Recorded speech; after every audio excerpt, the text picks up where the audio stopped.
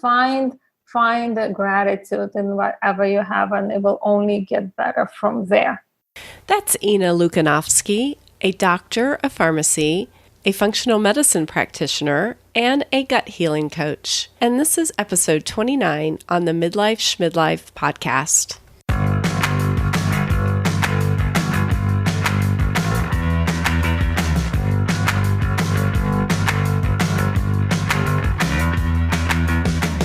Welcome to the Midlife Schmidlife podcast, a show that celebrates women over the age of 40 who want to live a kick-ass life. I'm your host, Liz Applegate, and I'll be bringing you inspiring conversations and practical advice with a little bit of humor and random 80s references mixed in. Join me as we redefine these middle years to start living with newfound joy and purpose while turning our maybe someday dreams into today. Hey, this is Liz Applegate, and I'm so glad that you are joining us for the Midlife Schmidlife podcast. And I'm here with my guest, Ina Lukyanovsky. Did I do that last name okay? Perfectly. Really? Great job. So I had sweats just thinking I was going to mess up your name really bad. So Ina, I'm so glad that you're here. And before we get going on our conversation, would you mind sharing who you are and what you do with the Midlife Schmidlife audience? Sure, I'd love to, Liz, and thank you for having me, obviously. I am a gut healing coach. I'm a gut healing expert. I'm a doctor of pharmacy. I created a 10-week program for Crohn's and colitis patients since I got myself in full remission using functional medicine and all my years of experience with the chronic digestive problems, with me being Crohn's patient, with me being a pharmacist, understanding the concepts of medicine and the medications, plus years of expertise in functional medicine.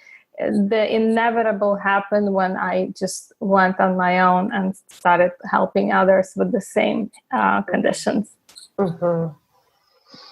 Yeah, so I have realized something is that I love these stories where we are taking out our own life experiences and then we're trying to help others.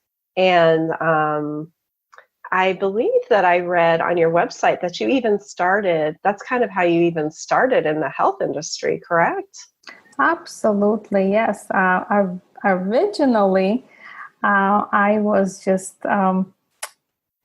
looking at my grandma suffering with digestive illness, made me at a very young age, I was pretty sure it was going to be medicine. At that age already, I was thinking pharmacy because I would go with her. She would visit pharmacies very often, and I would go to her. And in Europe, where I was born, they had these really beautiful boutique-looking, smelling pharmacies. It was so to me, it was so attractive. All these little glass things, and I would bring home the gauze, and I would play doctor. Yes, it was absolutely what I was gonna do.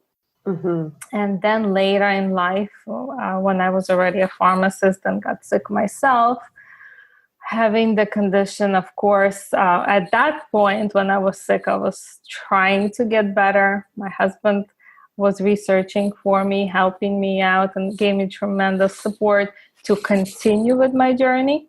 Mm-hmm. And as I was continuing and learning the more complementary methods like functional medicine, that's when it naturally happened. I wrote a website about journey with Crohn's disease, which is still up there. I need to update it. It's been like a decade long ago.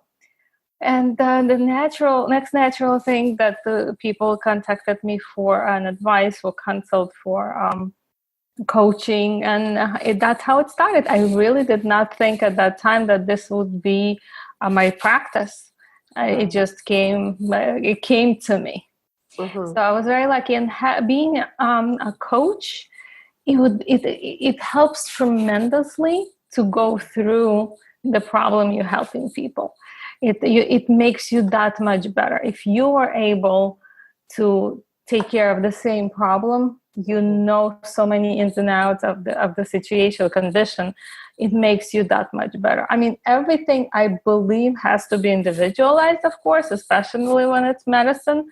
Right. And it's some kind of condition. Yes, you have to look at everyone from their angle, but going through the situation, it always helps when you helping others. Right. Right. Yeah, I so agree. And I feel like that is one reason why this podcast was born, was just from what I was going through. And I think that is probably why I love these kinds of stories, because I feel like we all go through things in our lives that could be so useful for other people, just we can provide I know what it feels like, and we can provide our own lessons that we've learned, and that kind of thing. And so your story it just really spoke to me, because you were taking something that was obviously, now I don't have colitis or Crohn, so I don't know, but I do have my own issues. And so I know that it's very helpful for other people to learn from your experience. Yeah, for sure. And I did forgot to mention that I'm a best-selling author of Crohn's and colitis fix, which was supposed to be the very first thing I should say, right? Introduce yourself. Here we go. I'm a best-selling author of Crohn's and colitis fix. Well, yeah. Congratulations on that. Because actually, when you reached out, that was kind of a new recognition. So that's awesome. Yeah, adding on to my list. Very proud of. Exactly. And I will be sure to add a link to that book too in the show notes of this episode. Perfect. Yeah. And just to add to what you were saying, I was just talking to my friend, because we're I'm best friends with this brilliant girl since we were in college, early 90s. So I don't want to count how many years.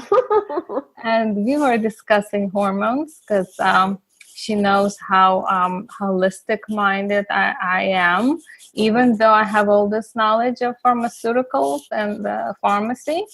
Right. And she is extremely brilliant, and she's going into like little details and depth of reading the trials and scientific data and the tools used in the trial. So we could really looking at the trial, we could see past through the conclusion if there are any faults to it. And so we were looking at the hormonal studies, and I was telling her that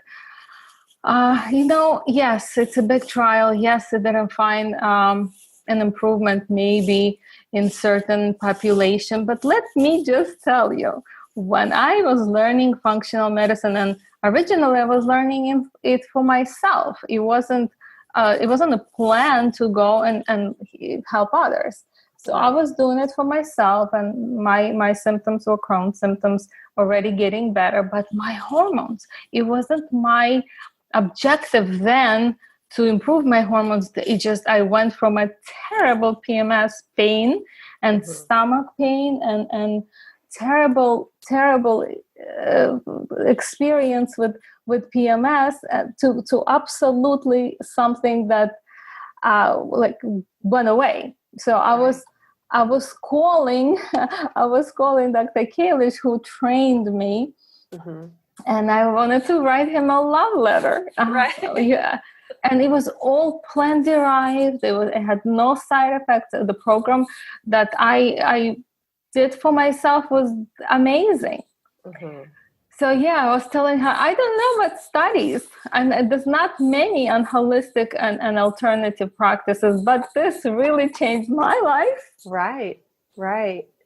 Yeah, and you and I were talking when we first met.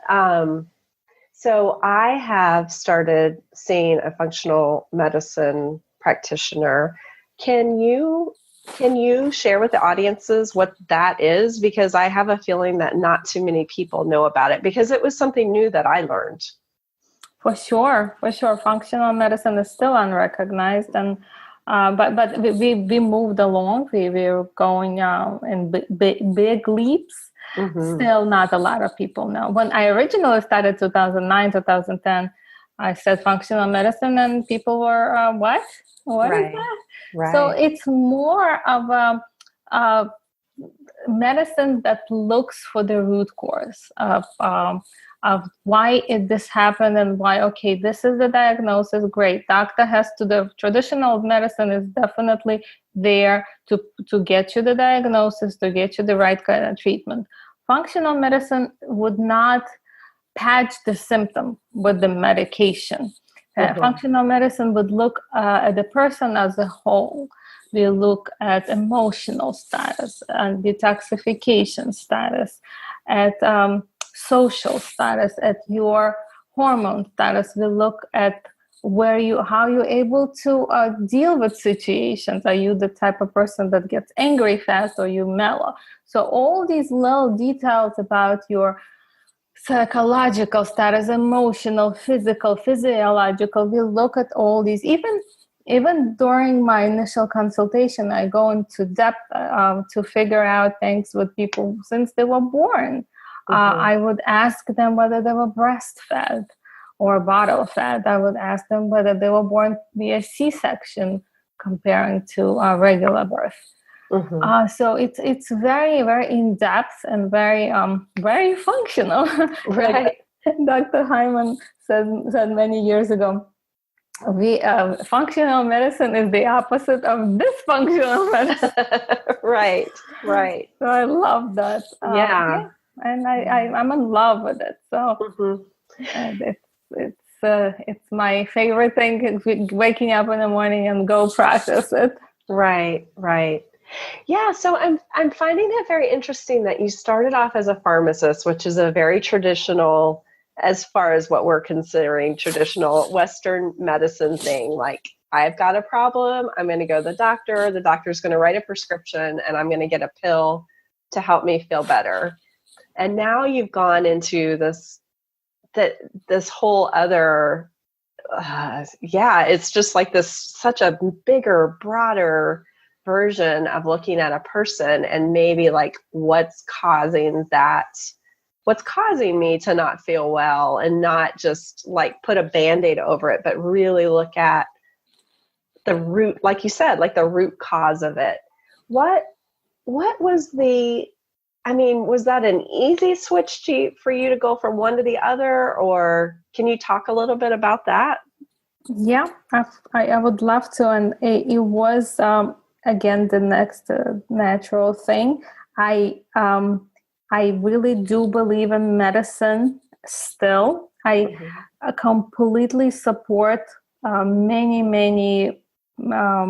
modalities of medicine, and it's emergency medicine. You're not going to go for functional medicine, right? When you break the leg. And again, some things that can be prevented with the diet and with lifestyle changes. Yes, I would talk for hours and hours and beat it on your head to know that there's something you can do here. Right. With others, gotta go to the doctor. There's either way, you have to get the diagnosis. And as far as the traditional medicine, first of all, I still work once a week just to be in a field, because I'm not ready to completely let go of that. Right. I love what I do in my practice. I am able to bring all the years of experience in the pharmacy to my practice, and it makes me that much better as a functional medicine practitioner, because I've been seeing patients coming in to the pharmacy, coming in with one prescription and going to another, and just making that number larger and larger. Right. And it often made me think, what could have been done to to hopefully make sure that this patient doesn't get to that high number. And often it's a lot of time that in traditional medicine there's not much room for, unfortunately. Not your doctor, not your pharmacist, would just physically dispensing pharmacist, I mean, will not physically have the time to go in major depth of the illness and preventative methods and into your diet. And now again, you're thinking of different couple of practitioners when you might not even get to them. So yeah, there's definitely a huge room for a functional medicine practitioner that's in between somewhere, between that pharmacist, between the doctor, and between even a nutritionist, because traditional nutrition doesn't look exactly the same way like the functional nutrition. Right. Yeah. So yeah, I love that I have all this experience and able to bring it into each client's case. Mm-hmm. Yeah, there's such a beautiful metaphor with that, being that I'm a life coach. So this is, I can see, yes, this applies to you as far as from one career to the next. And just, I love how you've taken all this experience that you have and all that you learned, and you're bringing it with you into this next stage of your career and of your life.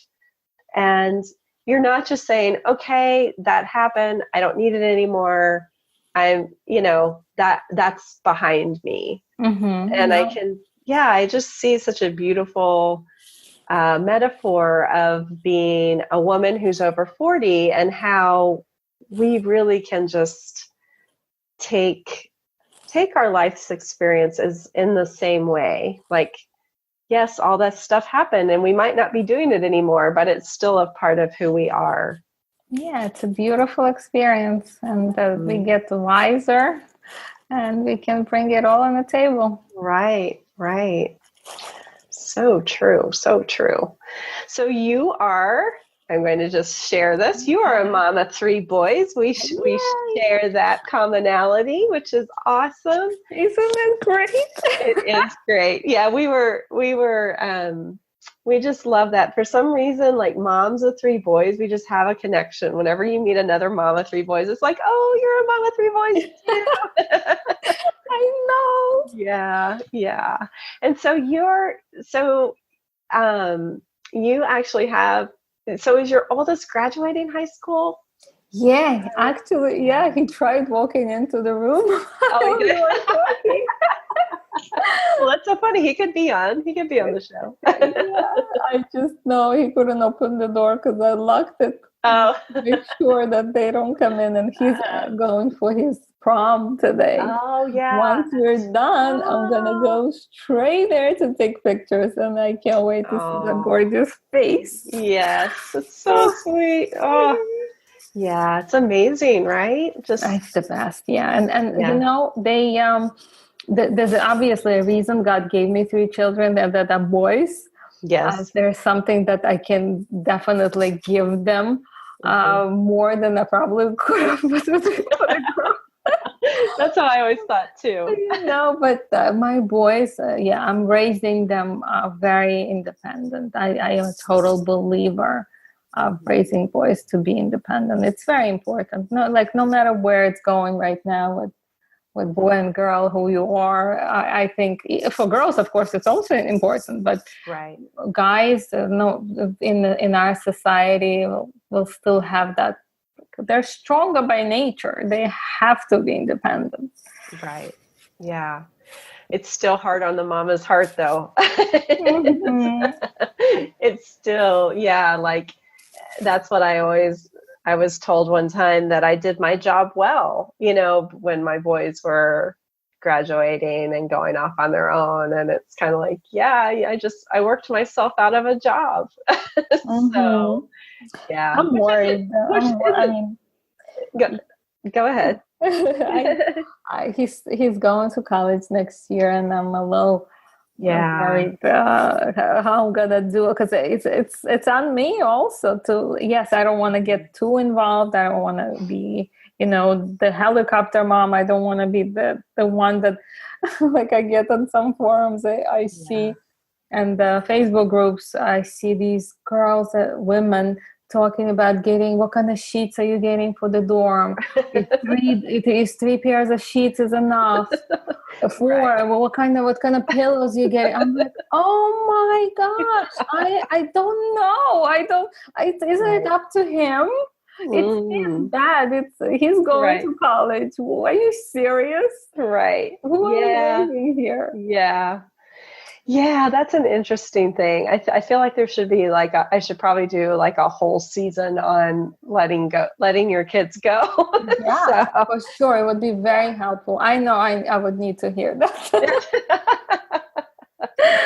Yeah. Well, yeah. And so what's interesting in all that is I always thought that I would be like the mom who was like, woohoo, it's time to party. My kids graduated high school, and, just not really kick them out of the nest, because I feel like I was kind of kicked out of the nest, but be like more into them making those decisions. And I think it was just my own emotions of, I was totally shocked that I was as emotional and as having such a hard time. And so I feel like maybe that's what some moms do, is they turn to those things like picking out sheets, because that's the easy part, right? Right. I think so. Yeah. I think you're right. It's definitely taking away from being completely anxious.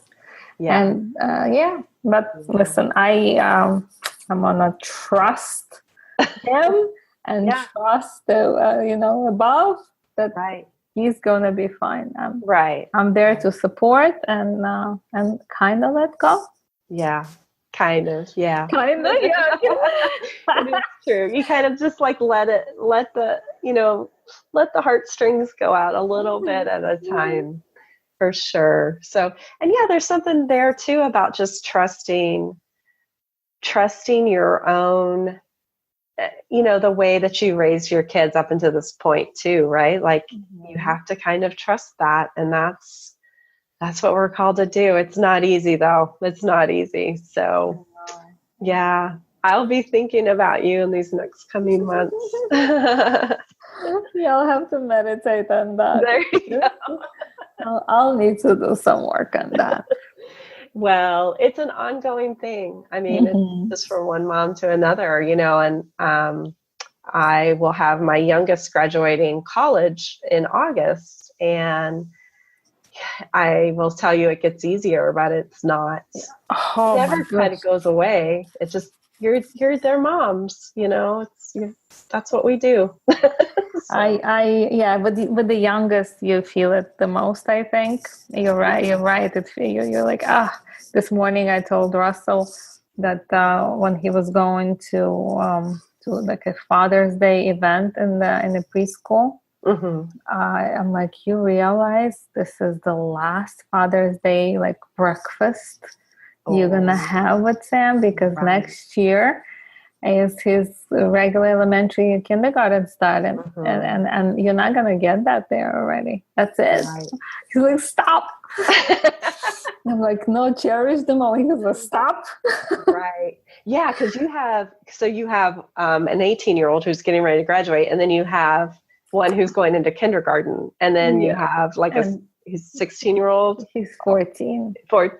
Okay. 14. So so you've got them spread out, and such a difference with your 18-year-old and then dealing with someone who's going to kindergarten, who he is just adorable. He came in before our interview and said that I love you. So it just made my day.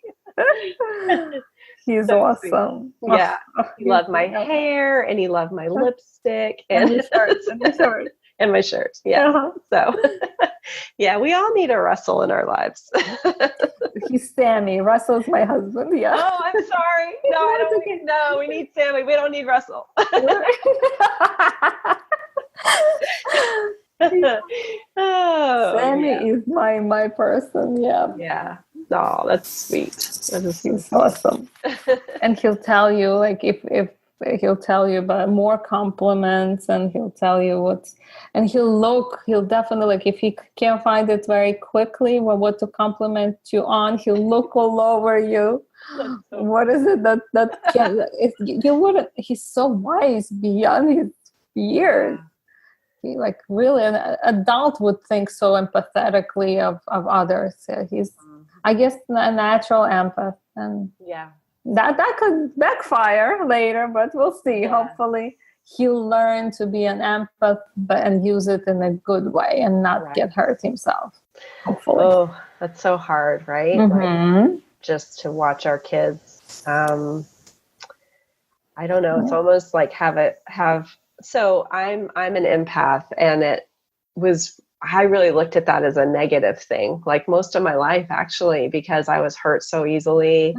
I was told I was too sensitive, from even my parents. It was just like, people don't know how to deal with someone who's that in tune with things. So when you see that in your children, just being able to put that in a positive, because it is a positive, I feel. But it's a beautiful thing if you choose in your profession, like, to be a coach like you did, to be a doctor, to be a nurse. If you're not an empath, you shouldn't do it. Because really, you're not going to be able to truly help. It's not, I mean, some people do take it now in a negative way, and there's a lot of stigma with that. I think it's a beautiful thing if you're truly helping people and using your intuition. You're so much more effective. So just and I was listening to Gary Vee 2 days ago. He mentions a lot self-awareness. So as long as you do the self-awareness, this is the good quality, this is the quality you're lacking, and you use it to your advantage and advantage of servicing others, it's going to be great. You're going to be that much better than the next person who's not that self-aware. Right. So we'll teach Sammy early. That's right. That's right. Definitely. Definitely. So speaking of that, do you feel like it was your own self-awareness that led you to look outside the traditional medicine field? Or was it more like, I'm not getting the answers, or was it a combination?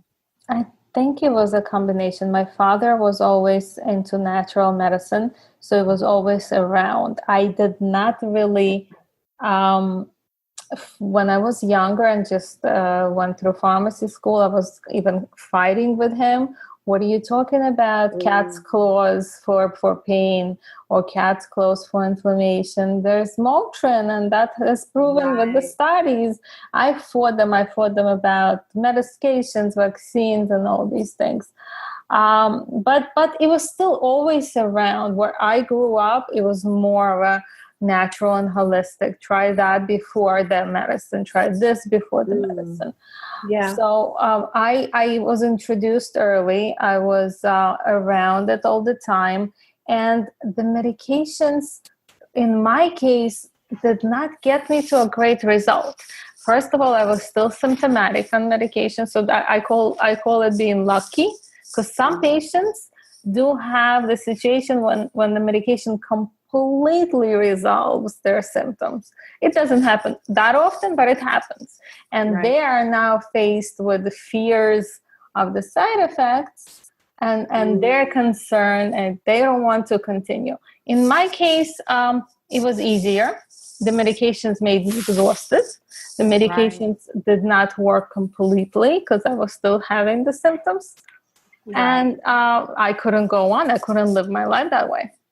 So I had to find something else. And my husband was supportive. I went to see acupressure person, massage therapist, physical therapist, acupuncture. I actually love acupuncture. It gave me great results. I went to see John of God in Brazil. That was such a great trip I took with my mother and my sister-in-law and her daughter. It was transformational. Lots of people are asking me afterwards that it really helped. Probably more on the spiritual level and more on a psychological level than anything else. But it was a really, like, I recommend it to everybody. Like, Right. if you want some kind of transformation in physical or spiritual or emotional, go there. It's like a very different experience, something you want to try. And that was years ago. That was when I was in the midst of my worst symptoms. That was before I found functional medicine. And maybe because I went to see John of God and that whole spiritual healing, it took me on the path to find functional medicine. And I'm very grateful. Right. So, I think that it was easy because I was around holistic methods, and it was easy because the other one didn't work. So I had to try something that did. I was not going to give up. Mm-hmm. So when you first introduced yourself, you said you were a gut healing coach. And so what does that mean, like gut healing? Sure. It's easy now for me to explain because it took me also years. Thank you for this question. It's talking about self-awareness and talking about figuring things out for yourself. I'm in practice this Real Health Solution since 2009, 2010 around. And when I would be asked before, who are you? What do you do? I'm like, how do I tell people in an effective way that they understand?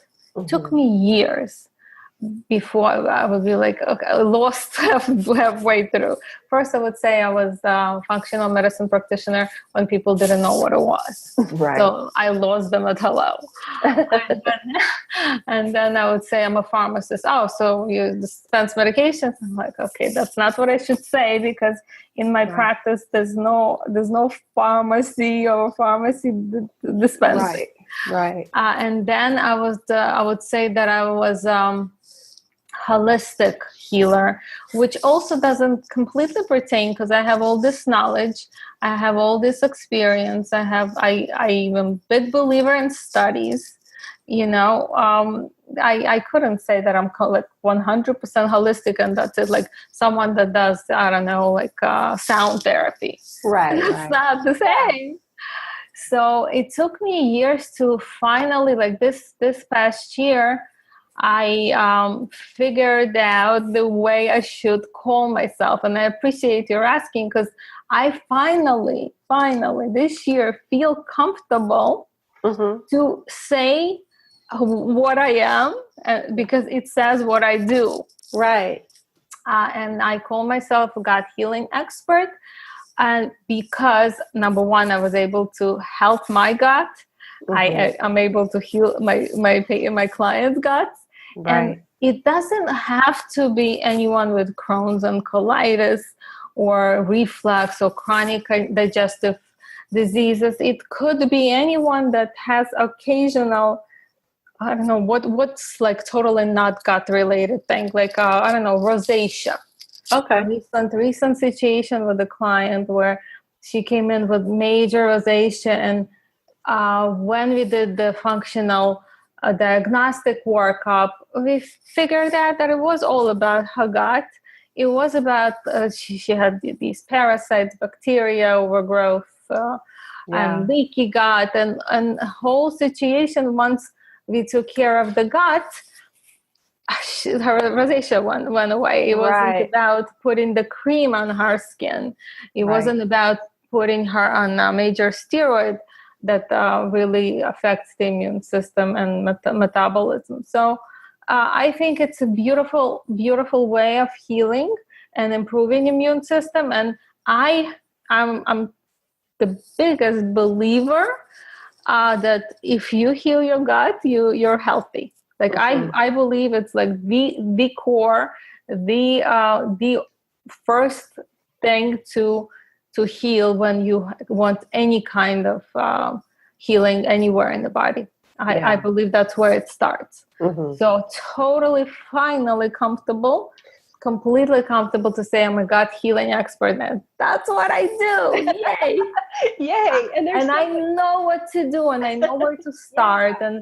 And I learned Dr. Kalis's method, which is amazing. I love how he goes from one step to another, and how often you should not skip the steps in healing, because every system depends on the other one to heal. If you, for example, do not pay attention to adrenals and hormones and only take care of the gut, it doesn't always work out completely and fast enough, because the hormones are also involved. It's a double-edged sword, but with hormones in the gut, we don't know which one was the chicken or the egg.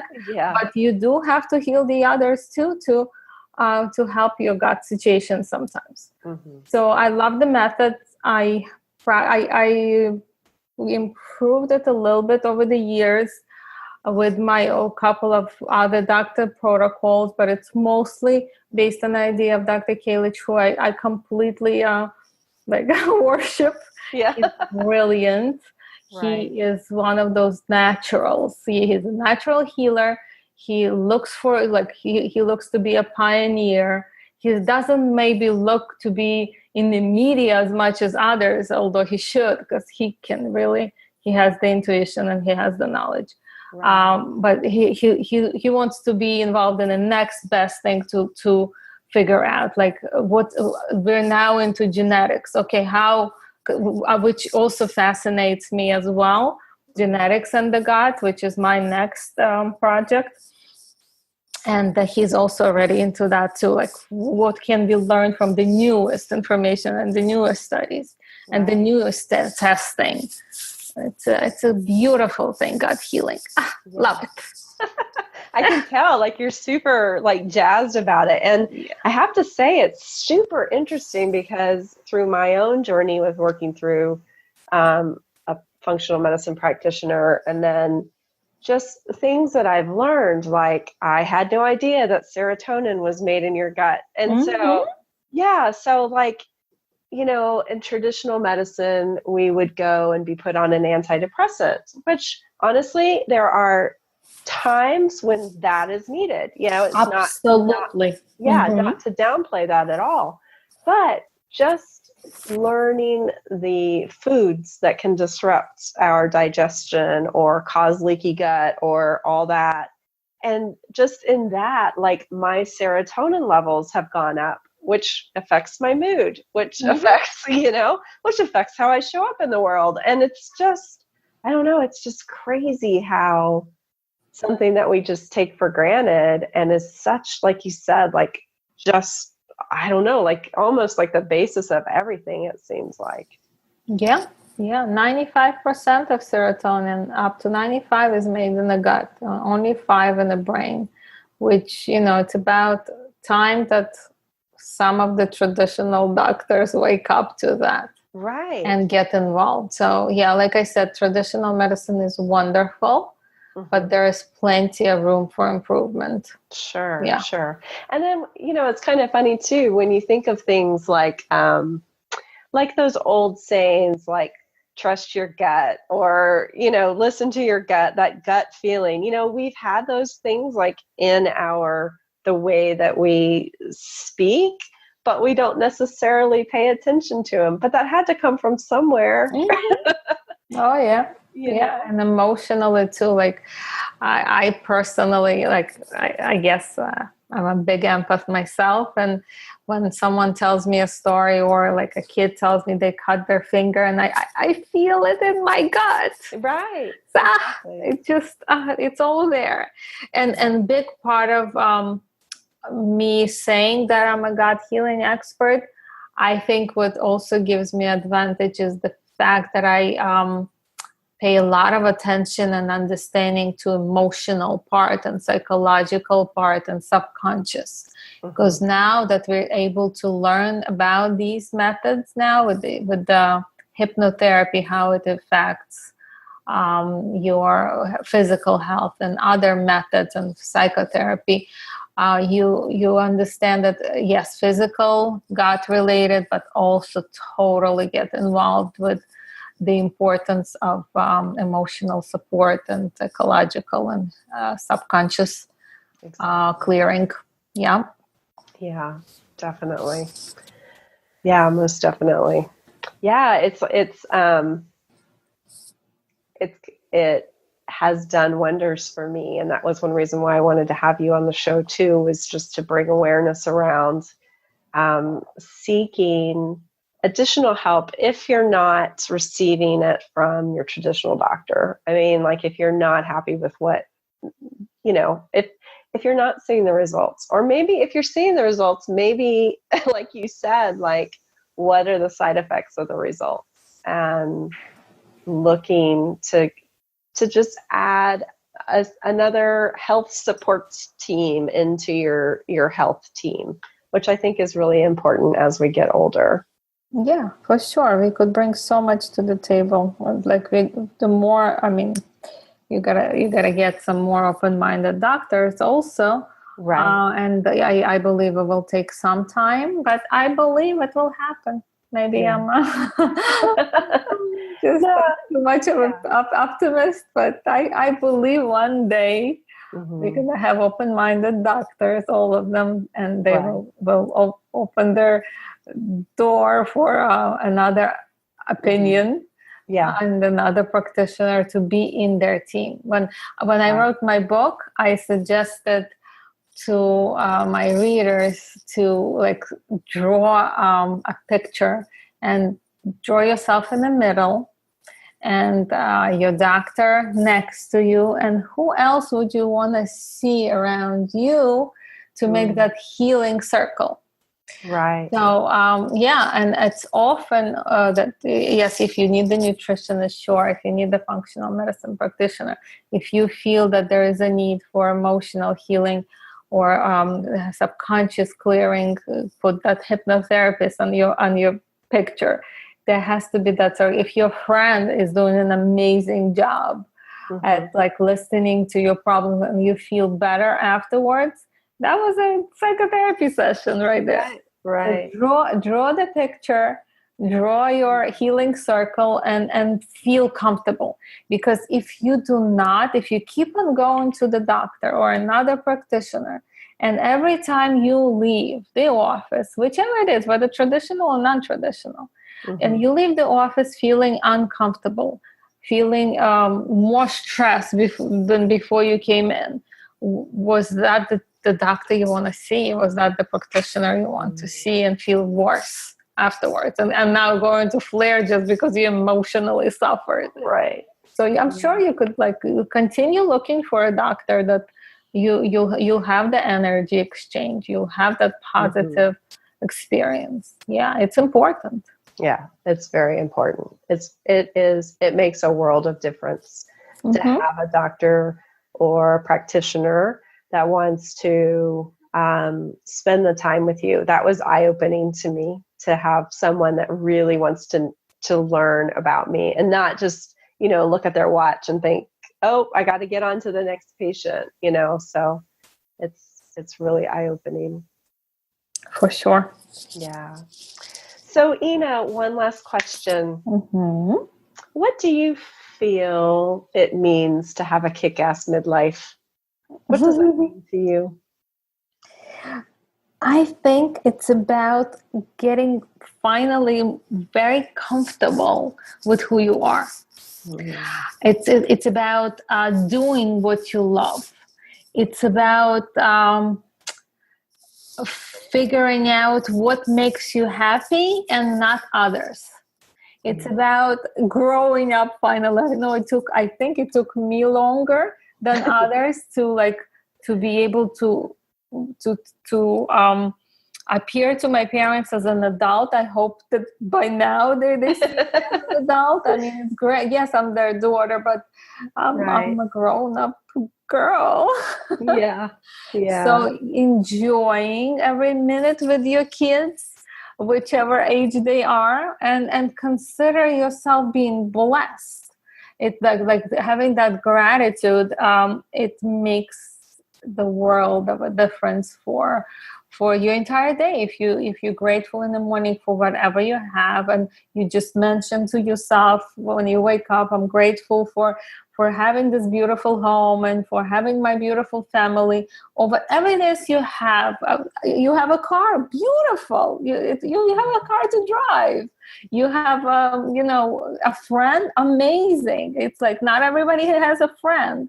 Find the gratitude in whatever you have, and it will only get better from there. Mm-hmm. That's beautiful. Yeah, I love that. Thank you. Yeah.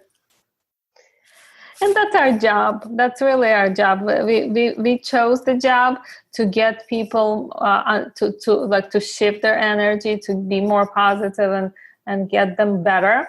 Mm-hmm. And it's in us. So we should shine it through. Mm, so true. So true. I love that. Shining it through. Yeah. Coming out now. Yeah. It's coming out. We feel it.